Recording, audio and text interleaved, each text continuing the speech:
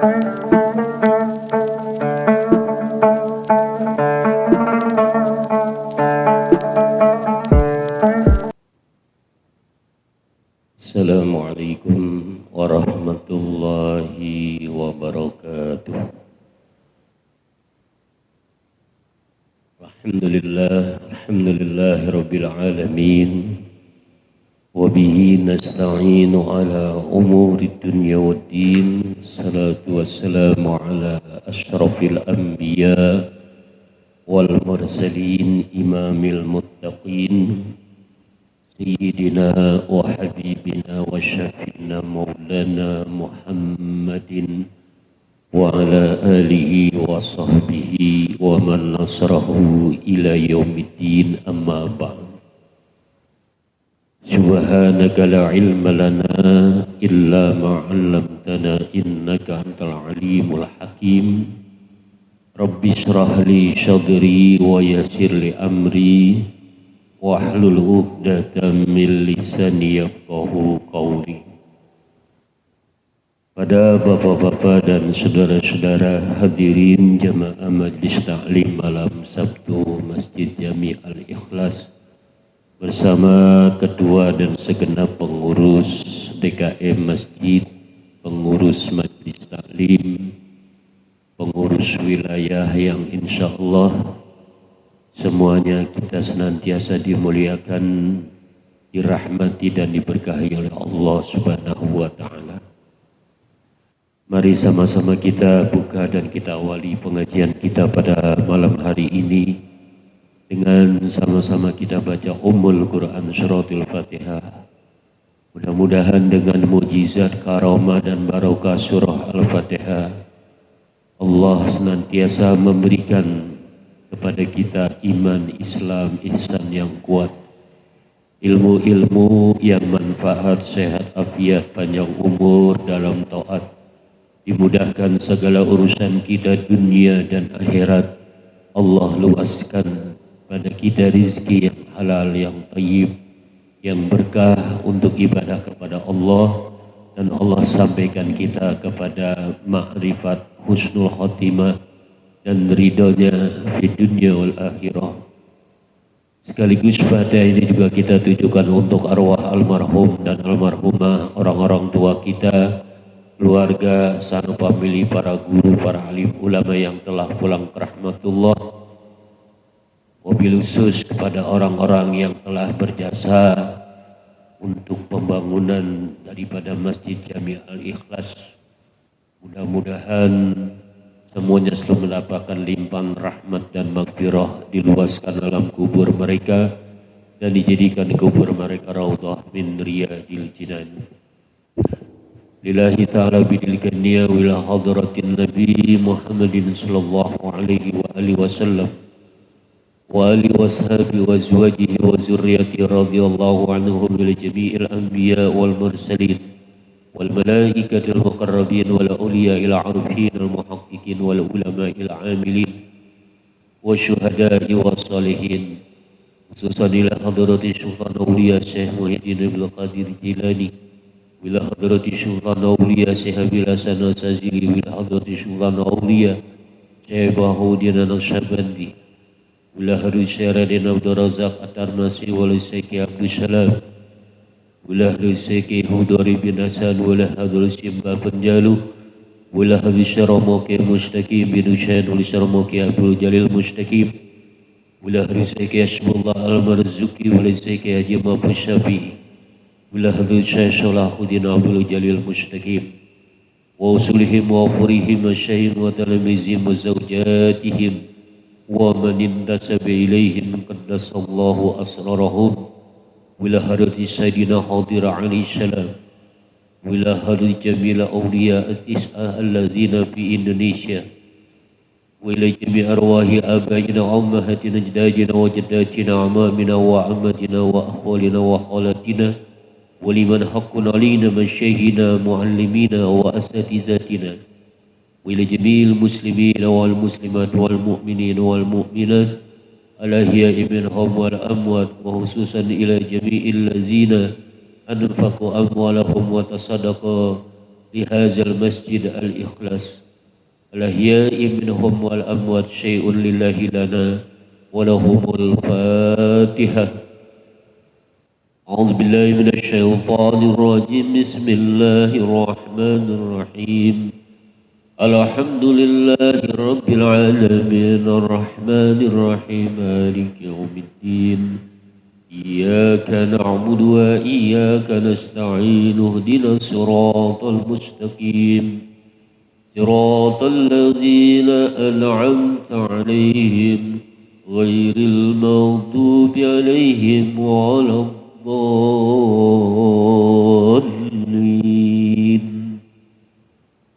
Sekali lagi kita baca surat Al-Fatihah.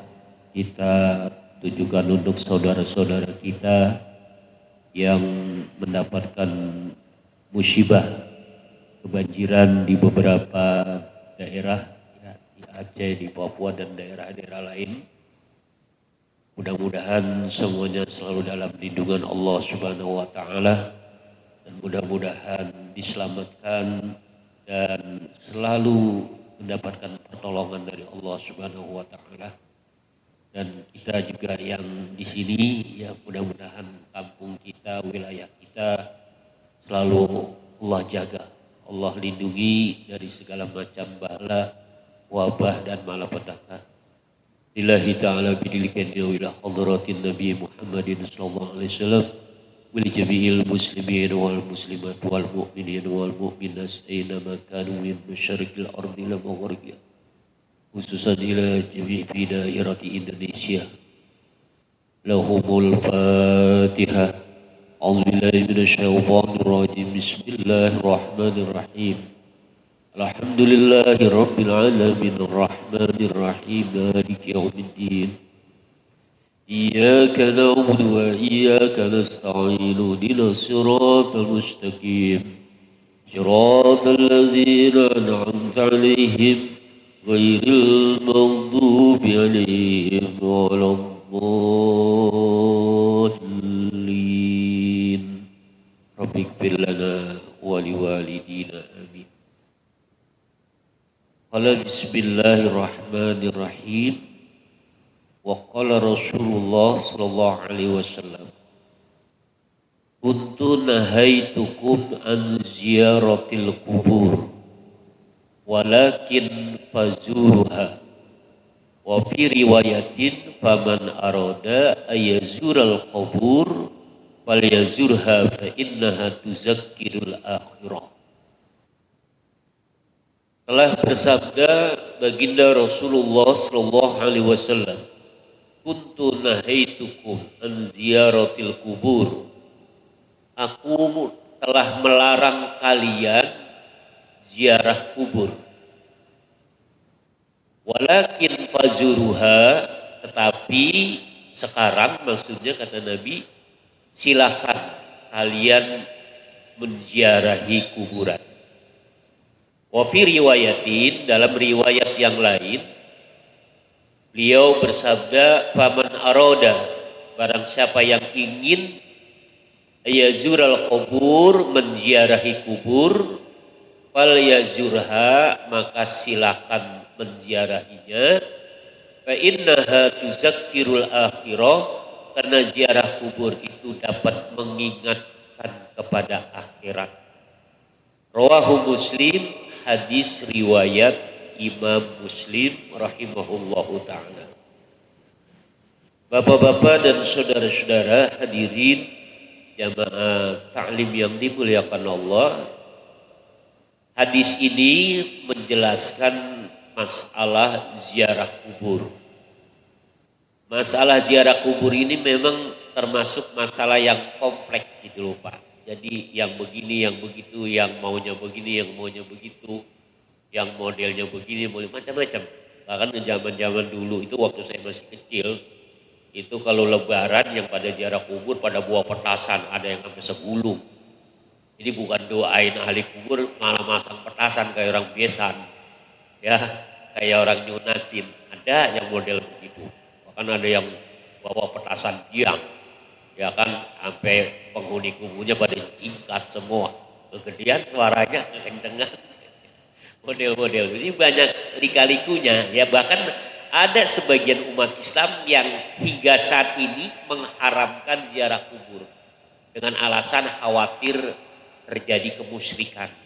Nah, sekarang kita coba kita kupas ya masalah ziarah kubur ini. Jadi dalam kronologis ziarah kubur Pak, awalnya sesuai dengan hadis ini, kuntu nahaitukum an ziyaratil kubur. Aku telah melarang kalian ziarah kubur. Jadi awalnya memang seperti itu Pak.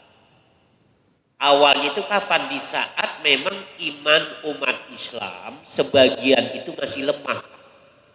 Ini selain daripada umat Islam yang kategori sahabat senior ya. Kalau umat Islam dalam kategori sahabat senior kayak Abu Bakar, Umar, Utsman, Ali, ya, Abu Hurairah, ya, Abdullah bin Umar, Abdullah bin Amr, nah, itu banyak itu nggak ngapa-ngapa. Artinya untuk masalah ziarah kubur mereka itu aman. Cuman yang lain tuh yang masih junior gitu loh Pak, yang mungkin jauh dari lingkungan Nabi, daerahnya, wilayahnya, jadi belum mendapatkan arahan dan tempaan dari Nabi. Karena ketika Nabi menyatakan sesuatu Pak, itu kan pasti akan menyebar sampai ke beberapa pelosok wilayah yang jauh. Sementara Nabi itu hanya istilahnya baru sekedar komando, belum memberikan rincian dan contoh-contohnya seperti apa.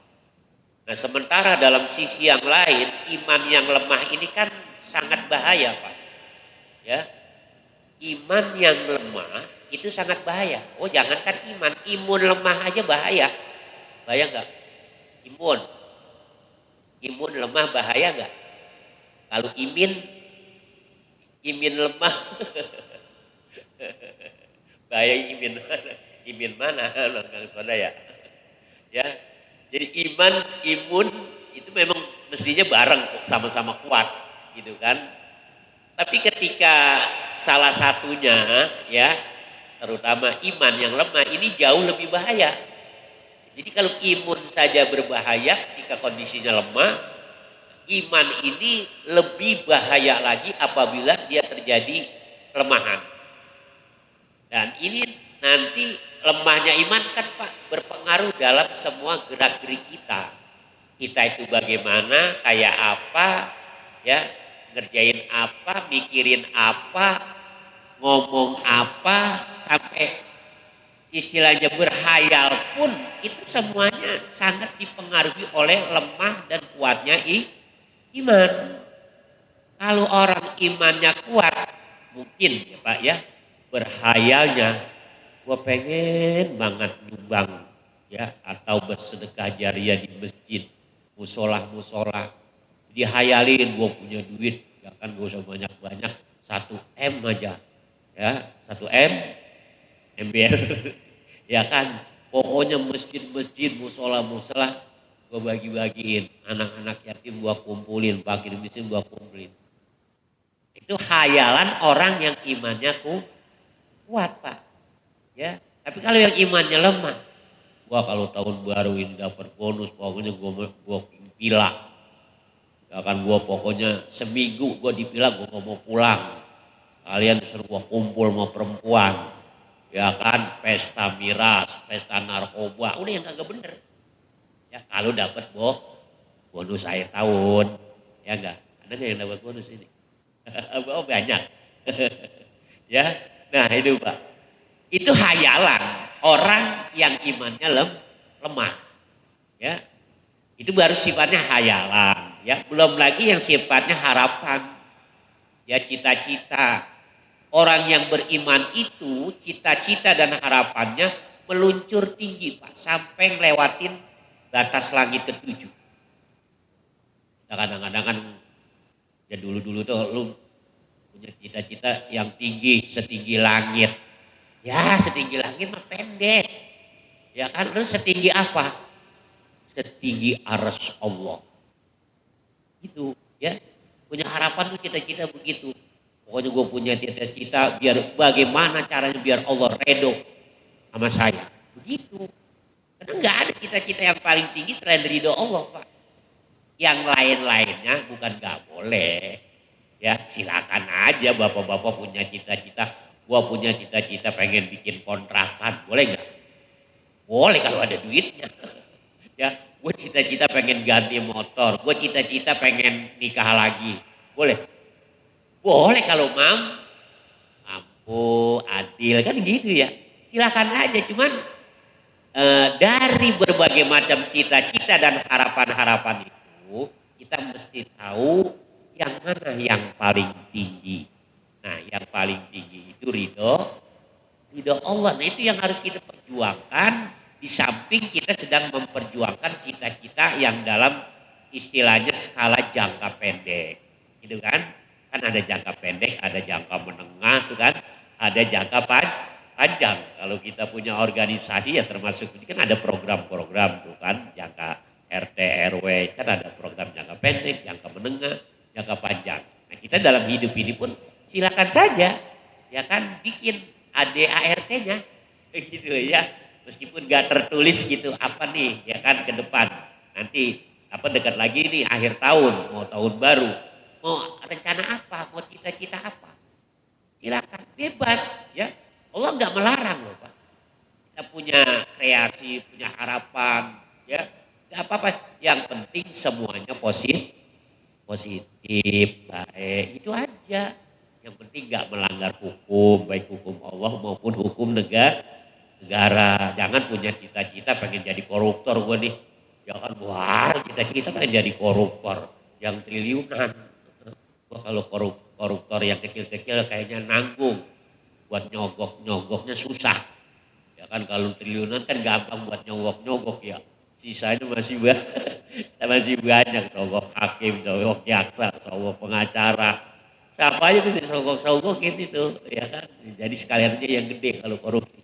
Nah itu cita-cita yang brengsek itu. Itu cita-cita nggak bener. Ya jangan, orang beriman yang imannya kuat nggak seperti itu. Ya, nah, itu Pak ya apa namanya, salah satu daripada efek pengaruh iman di dalam diri kita. Nah, ketika ziarah kubur begitu juga Pak. Kadang-kadang ada orang ziarah kubur, ya kan, ya katakanlah ziarah kubur ke makam mana biasanya orang Pulau Gebang, biasanya kemana? Tasik, Pemijahan. Ya, atau sini kali, Umpi Abdurrahman dengan apa? Remas, ya. Ya silakan mau ziarah kemana aja, cuman kan kadang-kadang ada orang ziarah, bapaknya Syekh, wahai Syekh Abdul Muhi, ya bantu saya, lapangkan rezeki saya, sehatin badan saya, ya angkat kesusahan saya. Nah ini nada-nada dialog seperti ini memang sebuah gambaran kemusyrikan Pak. Masa minta rezeki sama Syekh, ya kan? Masa minta kesehatan sama Syekh? Mestinya kalau udah yang kaya-kaya gitu Pak, itu mintanya kemana?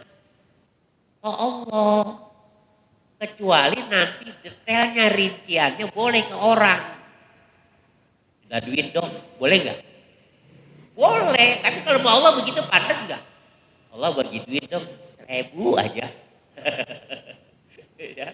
Jangan, kalau ke Allah jangan dirinci begitu, ya Allah. Tolong dong beliin saya baju koko buat ngaji, kalian dah satu setel, ya kan, koko, kain sama peci.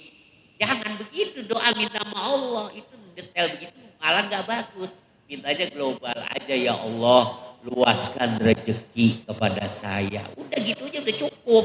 Segala sempak, segala kancur disebutin diri. Dan doa kayak gitu. Ya. Nah sama wali itu sama Pak. Ya jangan minta-minta yang sebetulnya diarahkan kepada siapa? Pada Allah. Tuh. Ya. Makanya kadang-kadang di Pemijahan beberapa tempat ziarah itu ada tulisan peringatan. Ya, dimohon para penziarah supaya berdoa langsung kepada Allah. Ini juga kalimatnya menurut saya kurang tepat, peringatan seperti itu. Semuanya kita kalau berdoa ya langsung ke Allah kan.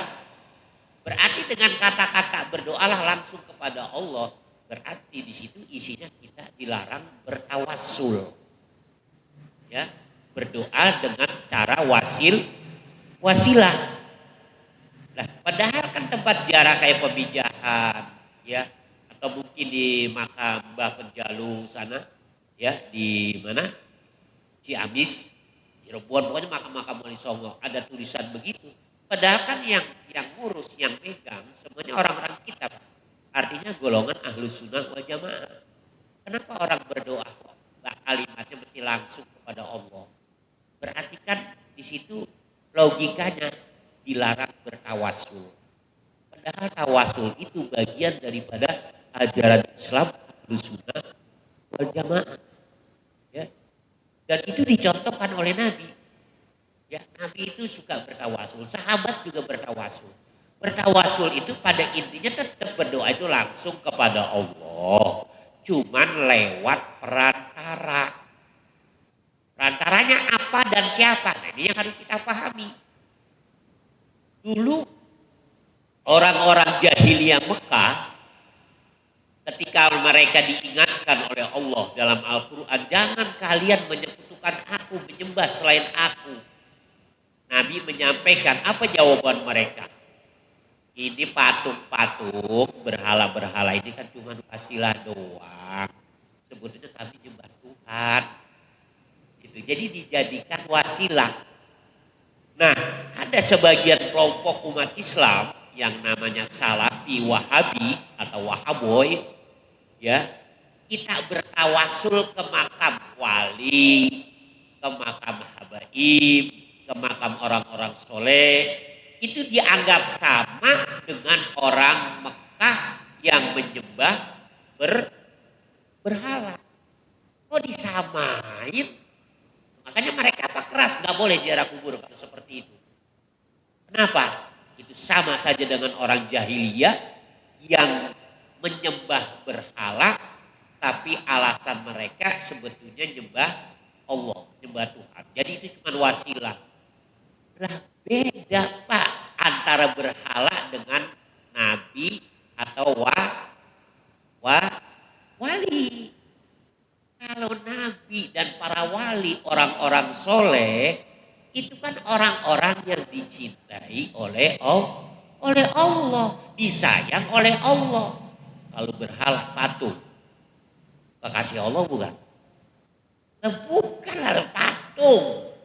Ya kan makanya kita itu ada sebagian fatwa haram bikin patung itu haram. Kenapa? Khawatir nanti terjadi pengkultusan. Gitu loh. Ini Islam yang agak keras gitu ya. Diharamkan bikin patung sampai foto aja nggak boleh. Itu yang agak ekstrim Pak. Tapi dalam kalangan Ahlus Sunnah tergantung patungnya patung apa dan mau diapain. Kalau kayak patung-patung makam pahlawan-pahlawan gitu boleh untuk mengingat jasa mereka. Itu aja. Foto-foto pun sama. Foto-foto pahlawan, foto-foto ulama, para aulia. Silakan. Tujuannya untuk mengenang jasa mereka. Jangan dimacam-macamin. Jangan naruh foto syekh apa gitu. Wahai syekh. Ya kan jangan. Ya kan kayak model apa Tiongkok kan begitu ya. Konghucu ya. Hindu Buddha kan begitu. Ya kalau ada foto-foto leluhurnya dipajang kan ya begitu. Ya. Dia pada sungkem di depan foto sambil ya itu kayak orang minta sama Tuhan begitu. Nah, itu yang nggak boleh yang kayak begitu. Ya. Kita itu umat Islam ini ya Pak ya. Memang harus disesuaikan ya dalam ziarah kubur ini dengan tuntunan Nabi, tuntunan para ulama. Ya di antaranya jangan macam-macam tapi juga jangan berlebihan tentang tawasul. Jadi tawasul aja minta, ya Allah berikan aku pertolongan. Dengan, nah kata-kata dengan ini namanya tawasul Pak. Dengan apa? Dengan kedudukan Nabi Muhammad SAW di sisimu ya Allah. Atau dengan kedudukan Syekh Abdul Qadir Jailani. atau dengan kedudukan Syekh Abdul Muhyi, orang-orang hamba-hamba yang kau cintai ya Allah. Jadi nanti Allah akan memproses doa kita dengan cepat karena Allah mandang itu tadi wasilahnya yang kita jadi tawasul. Jadi nggak mandang kita. Ya maaf Bapak kalau model kita ini apanya yang dipandang, coba dah. Ya kan? Kita ini kebanyakan dosa, taubatnya kagak. Iya enggak? Ya kalau banyak dosa, banyak taubat mah enggak ada masalah. Kita mah dosa doang banyak. Taubatnya jarang. Bukan jarang lagi. Ada yang nol kosong. Ya diri kita, hati kita kotor. Ya memang sih Allah itu bilang dalam Al-Quran, Udu'uni astajib lakum. Berdoalah kepada aku, niscaya kalian aku kabulkan doa-doa kalian. Itu udah jadi Allah. Cuma kan kalau ditelaah itu arahnya kemana? Ketika Allah bilang astajib lakum, kasih aku kabulkan. Itu ke siapa? Kan perlu ada penjelasan. Apa model kita? Ada Pak, model kita begini langsung ke dikabul. Orang Sayyidina Ali aja Pak, Sayyidina Ali. Beliau itu kan sahabat, sepupu, menantu yang luar biasa dari Rasulullah. Perjuangan, pengorbanannya dalam Islam udah gak bisa diragukan lagi. Beliau pernah bilang, aku pernah berdoa kepada Allah. Di antara doa aku itu dikabulkan setelah 40 tahun. Lama kan? 40 tahun. Dan kita baru berdoa tadi sore. Ya kan? Udah mikir-mikirnya doa gua apa wae gini belum juga dikabulin ya. Udah baru tadi sore doanya. Ya kan? Habis maghrib udah negesin. Mana katanya Allah pasti ngabulin. Ini kok belum juga dikabulin ya. Besok kali subuh dia tungguin sampai subuh. Kagak juga. Allah bagaimana sih? Lah Allah bagaimana? Nah ini kan ribet kalau udah kayak begini. Jadi dalam berdoa ya kita memang ada aturan main Pak. Meskipun Allah bilang itu pasti aku kabul tapi tetap ada aturan mainnya. Gitu loh. Gak selagu-lagunya kita. Kecuali memang dalam saat darurat Pak.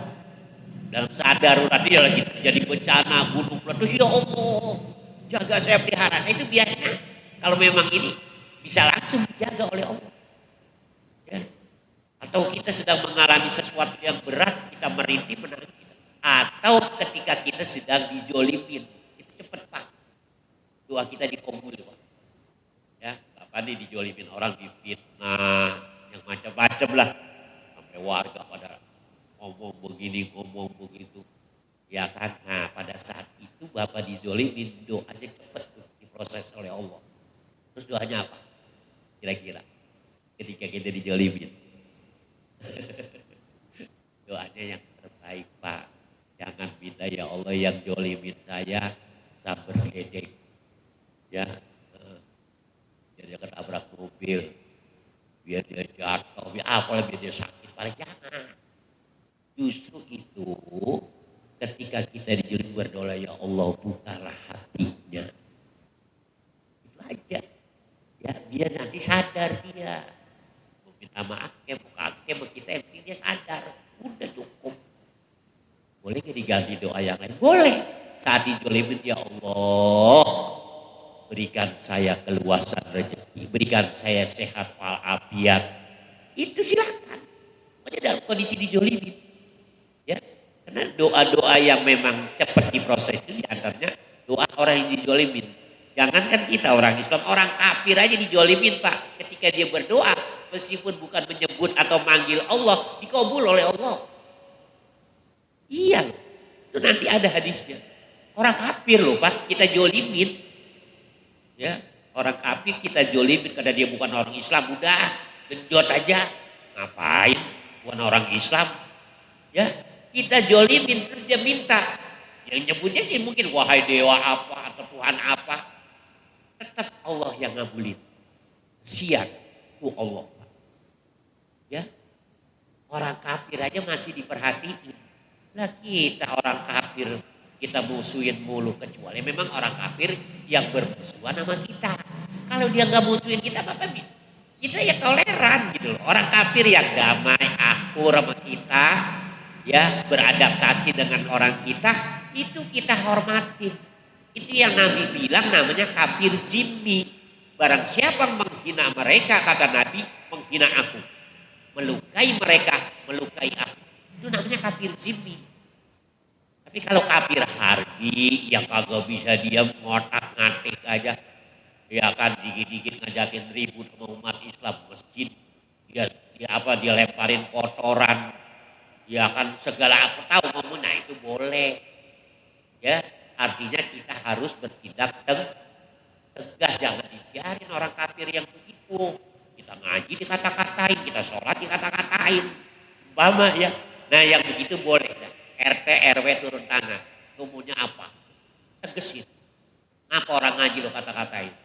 Ngapa masjid lu hina? Ngapa orang sembahyang lu hina? Tegesin. Tapi kalau orang kafirnya baik-baik aja, kita malah banyak jasadnya di masyarakat, wajib kita hormatin dan wajib kita lindungi harga diri, kehormatan dan hartanya, Pak. Iya, Pak. Ini maaf, orang kita ini Pak banyak yang salah kaprah masalah ginian. Gitu ya. Dia utang beli barang material. Kan umumnya material yang punya non muslim. Itu sampai ada yang 50 juta sudah 5 tahun gak dibayar-bayar. Ada yang 10 juta, pokoknya jutaan, Pak. Orang mana orang kita? Orang pulau juga. Dia pikir karena bukan orang Islam yang jualan ini. Lah kalau memang bukan orang Islam begitu, caranya mending rampok aja sekalian. Ya kan bukan orang Islam ini. Apakah seperti itu ajaran Islam? Kan enggak, Pak. Jadi malah bikin malu kita umat Islam, kok umat Islam kayak begitu. Beli barang kagak bayar, ngutang sampai bertahun-tahun nilainya puluhan juta. Rumahnya megah lagi mewah. Dan dia orang kaya, orang ada. Nah kalau kemudian nggak mampu, alasannya apa nggak mampunya? Nah ini Pak, ya ini banyak kejadian-kejadian gini, ya dengan alasan mungkin orang-orang kita ini masih berpikir dia bukan orang Islam, ini nggak dibayar nggak apa-apa. Urusan utang sama siapapun Pak pasti akan dituntut oleh Allah. Iya bukan kepada orang Islam aja, apalagi orang Muslimnya baik, yang ngasih istilahnya ngasih barang material bawa aja lu bawa. Pakai aja dulu, tadi gampang belakang. Berarti baik kan? Nah, kita yang dikasih kesempatan dibaikin malah ini Pak, ya ingat ya semuanya ini adalah makhluk Allah. Di mana kita belajar agama, di mana kita ngaji, kalau kita masih musuhin orang yang baik sama kita, ya masih benci dengan orang yang baik kepada kita, orang yang damai kepada kita. Iya, orang yang jahat aja masih ada celah untuk kita damaikan, apalagi orang baik. Ya, nah kita kembali pada masalah ziarah kubur. Jadi ziarah kubur itu nih Pak, adabnya kalau kita nyampe di pintu gerbang kober, kan mie ayam pada itu, ya mana kita beri salam secara umum dulu. Assalamualaikum ya ahlal kubur atau ya ahlal diyar. Tuh, ya. Nah, siapa yang mau kita ziarahi orang tua kita? Nah, kalau pas kita udah sampai di kuburan atau di pusara kuburan orang tua kita beri salam khusus. Assalamualaikum ya abi, ya umi. Itu. Terus kelanjutannya bagaimana? Udah. Ya, mau baca Quran, mau zikir, tahlil, doa. Tuh, ya. Terus kalau umpamanya mau nanya bagaimana buat keadaannya, kabarnya, bagaimana, boleh enggak? Bukan masalah boleh enggak boleh. Apa gunanya nanyain begitu? Emang kita bisa dengar jawaban dia? Kan kagak kan? Iya, kalau assalamualaikum, doa dan lainnya kan dia dengar kita, ya kan? Dengar kita dan karena itu doa, nanti dia ikut mengaminkan juga. Tapi kalau dialog langsung kepada dia, nggak bisa jawab. Ya, sebenarnya bukan nggak bisa jawab, mereka mungkin jawab, cuman kita nggak denger. Nah, terus kalau denger bagaimana? Ya kabur lah. Lah iyalah, jawab ini gue tanya. Ya kan bagaimana, Mbak? Ya alhamdulillah tong, sehat gue di sini, nyaman dah. Lu kirimin Fatihah mulu, ya kan? Lu kirimin bacaan Yasin, lu sedekahin gua, aman gua, nyaman jojon. Ya udah selalu lu banyak sedekah lagi, selalu buat gua pahalanya. Mungkin kalau dijawab begitu kita kagak balik-balik lagi udah jarak kubur. Ya kan begitu jawab tadi assalamualaikum, waalaikumsalam. Wah, kagak balik lagi Pak. Kenapa? Beda loh Pak. Kekuatan energi yang keluar dari kita yang masih hidup kepada orang yang mati, yang sudah meninggal gitu ya. Dan orang yang meninggal berbalik kepada kita, itu energinya beda. Ya. Kita memberi salam atau bertanya kaifa haluk, apa kabar? Ya, mereka itu biasa-biasa aja Pak. Tapi ketika mereka menjawab, kita tuh mungkin paling kagak bulu kuduk langsung blur. Ya kan getar, ya Allah, nyaut. Pasti Pak, beda rasanya dengan kita yang sesama-sama masih hidup. Tapi memang yang jelas ketika kita memberi salam kepada ahli kubur, itu semuanya jawab Pak. Kalau secara umum tadi di pintu gerbang makam, kubur, assalamualaikum, semua serentak jawab Pak. Dan ketika kita khusus di makam orang tua atau keluarga memberi salam, dia pun menjawab. Ya, dan ketika kita berdoa, dia mengaminkan. Kalau mengaminkan berarti orang yang mati ikut berdoa. Oh bisa ya, orang mati doain yang itu. Bisa Pak. Buat para nabi, para rasul, para wali, orang-orang soleh kalau meninggal, itu mendoakan kita Pak. Sebetulnya kita yang butuh doa mereka itu gak butuh doa kita. Kenapa mereka gak butuh doa kita? Aman Pak mereka. Terus kalau begitu gak ada gunanya dong kita doain nabi, doain wali di makamnya atau kita di sini. Bukan gak ada gunanya. Sama kita berselawat pada nabi. Allahumma sholli ala Sayyidina Muhammad wa ala ali Sayyidina Muhammad. Apa sih sebetulnya fungsinya selawat ini? Nabi udah sempurna Pak. Tanpa doa kita, tanpa selawat kita, Nabi udah setinggi-tingginya derajat. Orang yang paling selamat. Terus kalau kita berselawat atau doain Nabi itu bagaimana? Semuanya kembali untuk kita. Gitu loh Pak. Jadi doa kita, selawat kita kepada Nabi itu sebetulnya nanti buat kita. Kenapa? Nabi udah lebih dari cukup gitu loh Pak. Ibarat danau, kolam, rawa itu airnya udah limpas Pak. Jadi kita tinggal yang limpas ini buat kita aja udah kita ambil. Begitu, makanya gak ada ruginya kalau kita doain Nabi meskipun Nabi gak butuh. Wali juga sama Pak. Gak butuh doa-doa kita. Justru kita yang butuh doa mereka. Cuman kalau kita butuh doa mereka ya kita ziarah.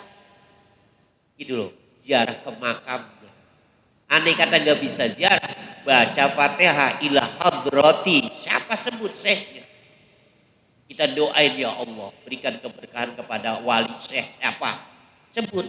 Ketika kita doain keberkahan buat wali itu, maka keberkahan itu nanti akan berbalik muter ke arah kita. Tuh.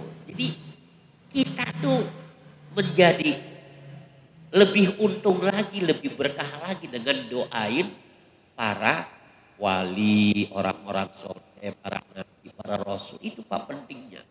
Makanya Bapak, saudara-saudara nih ya kalau lagi ngadepin masalah, urusan apalah, atau timbul rasa takut karena ada kejadian apa, udah banyakin hadiah Fatihah kepada wali-wali Allah, terutama yang kepada Nabi dulu. Ila hadratin Nabi Muhammad SAW. Kalau Bapak punya Syekh Abdul Muhyi, apa Syekh Abdul Qadir, atau Sunan Gunung Jati, atau siapalah. Yang penting jangan Sunan Kalimalang sama Sunan BKT. Ya, itu silakan. Itu nanti berpengaruh loh Pak, bikin ketenangan. Iya. Atau Bapak lagi ada urusan yang kayaknya sulit tembusnya.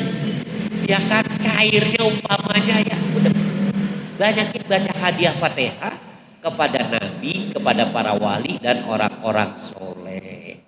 Kenapa? Karena Allah memandang mereka itu nanti jadi doa kita, hajat kita itu diproses. Gitu loh Pak. Jadi karena mandang yang kita bacain Fatihah itu. Iya. Cuman kadang-kadang ada orang kita tuh artinya pemahamannya lain. Ya, dikit-dikit Fatihah, apa sih Fatihah? Dikit-dikit Fatihah. Fatihah mulu kagak ada yang lain apa. Ya Allah, ini orang yang nggak ngerti. Jangan nggak pernah tuh ada satu pun riwayat dibaca ilah hadrotin Nabi atau ilah apa gitu Al-Fatihah. Nggak pernah. Sahabat juga nggak pernah. Tapi kenapa kita? Nah ini orang namanya nggak tahu dalil umum, nggak tahu dalil khusus Pak. Kita ini orang ahlu sunnah Pak yang memang mayoritas di dunia. Wah luar biasa ada Pak. Dalam segala urusan kita punya dalil sebetulnya. Dari dalil umum, dari dalil khusus. Yang zaman Nabi nggak ada, zaman sahabat nggak ada, kok bisa kita kerjain ya? Bisa, kenapa enggak? Yang penting kan ada landasannya. Cuman orang-orang sekarang modelnya begitu. Wah itu zaman Nabi nggak ada. Nah, kalau zaman Nabi nggak ada, ente juga nggak ada zaman Nabi. Ya enggak? Berarti beda lah. Kagak ada zaman Nabi kita ini. Ada nggak zaman Nabi kita? Kagak ada. Engkong kita nyetua kita itu kagak ada zaman Nabi. Jadi alasannya jangan zaman Nabi nggak ada lah, banyak banget zaman Nabi mobil motor kagak ada. Masjid model kayak begini zaman Nabi memang ada. Kagak ada masjid cuman tiang-tiang kayu pakai daun-daun lepah korma begitu. Udah gitu dulu kablag aja. Sekarang kita bikin begini. Terus nggak boleh begitu. Nah ini Pak ya orang-orang yang otaknya pada apa? Hah? Pada mampet. Iya pada mampet yang ngomong selagu-lagunya aja. Gak ngerti Al-Quran hadis, gak ngerti ijma qiyas, ngomong asal bunyi.